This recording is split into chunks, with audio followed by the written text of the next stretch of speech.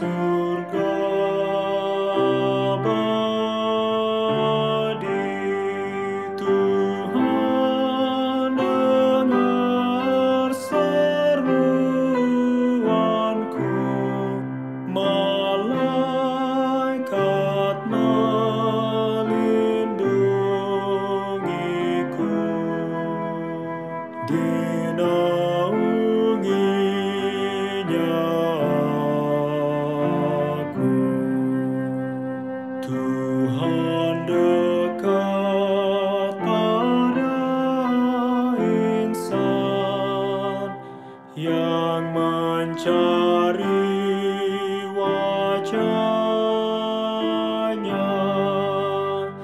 yang lemah diberi kekuatan,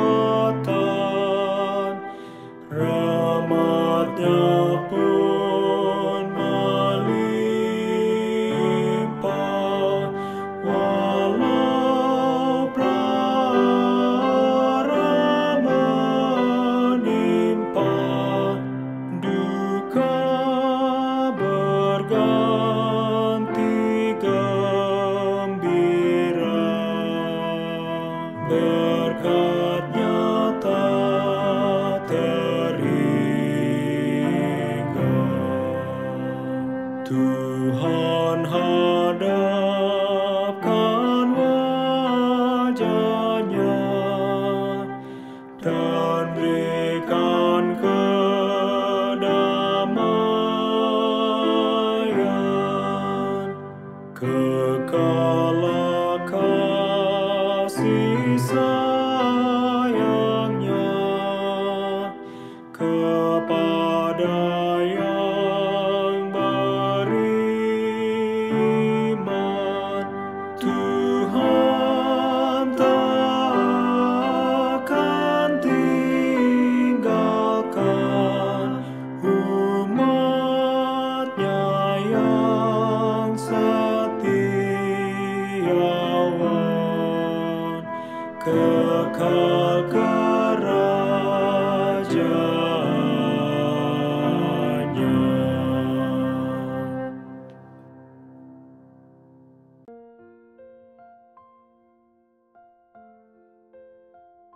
Salam damai, shalom bagi kita semua.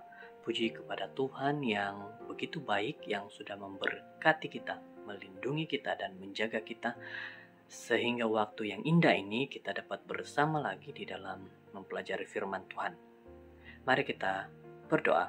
Tuhan, Engkau berkatilah kami sehingga dapat mengerti setiap firman ini dengan baik. Di dalam nama Yesus, amin. Saudara-saudara, firman Tuhan berjudul Membuka Laluan Baru. Ayat untuk kita renungkan bersama, Mika 2 ayat 13. Penerobos akan maju di depan mereka. Mereka akan menerobos dan berjalan melewati pintu gerbang dan akan keluar dari situ. Raja mereka akan berjalan terus di depan mereka. Tuhan sendiri di kepala barisan mereka. Salah satu tabiat berbahaya yang menjejaskan kesehatan kita dan yang dianggap sebagai wabah global sebenar adalah merokok. Merokok boleh membunuh hampir 6 juta orang setiap tahun. Setiap kali mereka bertanya kepada John tentang rokok, dia akan menjawab dengan main-main. Sangat mudah untuk berhenti merokok. Saya melakukannya setiap hari. Itulah yang dikatakan oleh John apabila ada yang bertanya kepada dirinya. Dan dengan cara ini, dia mengelak masalah yang menjadi semakin sukar untuk diselesaikan. Masa mudanya telah berlalu, dan rokok bukan lagi simbol pemberontakan atau kemerdekaan. Merokok menunjukkan kurangnya kawalan diri yang menjejaskan bukan saja kesehatan fizikalnya, tetapi juga kehidupan keluarga dan pekerjaannya. Sekarang dia coba menyembunyikan ketidakcakapan percobaannya untuk membuang tabiat buruk ini. Jadi, dia menjawabnya dengan berjenaka. Namun, di lubuk hatinya, dia ingin membebaskan dirinya daripada rokok seperti mereka yang menegurnya. Bagaimana dia boleh membebaskan dirinya daripada tabiat yang berbahaya itu? Mengapa dia tidak boleh berubah jika dia sangat menginginkannya? Saudara-saudara yang terkasih, kemajuan yang semakin meningkat dalam neuroscience menunjukkan bahwa tabiat ialah hubungan antara neuron yang stabil untuk melakukan suatu aktiviti.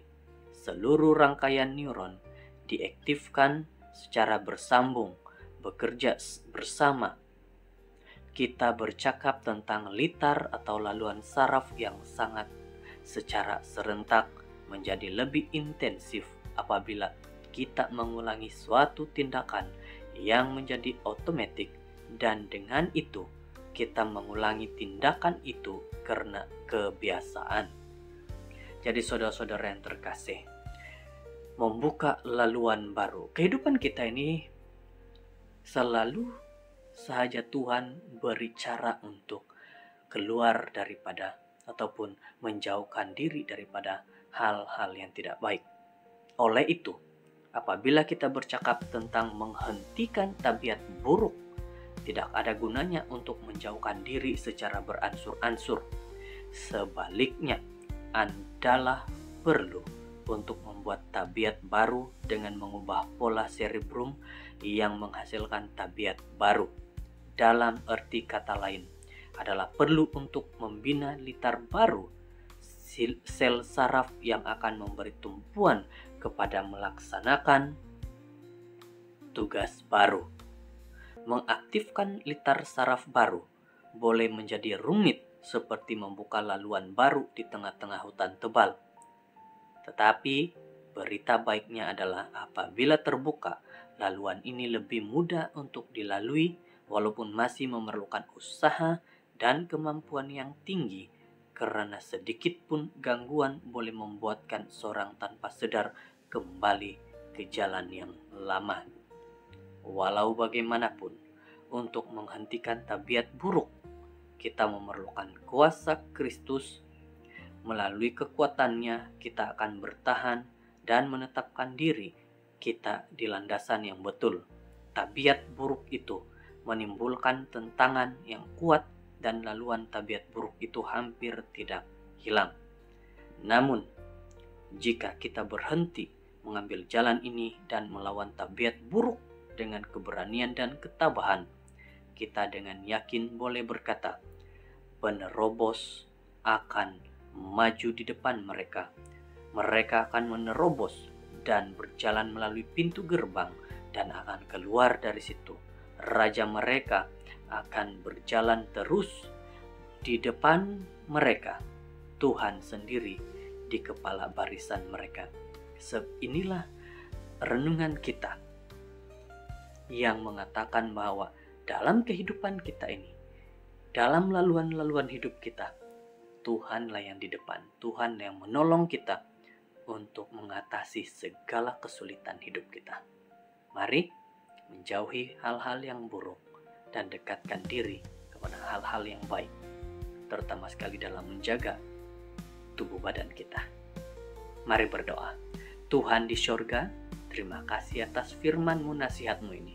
Kami bersyukur atas pimpinan-Mu Tuhan, penjagaan-Mu kepada diri kami. Terima kasih atas segala-galanya. Di dalam nama Yesus. Amin.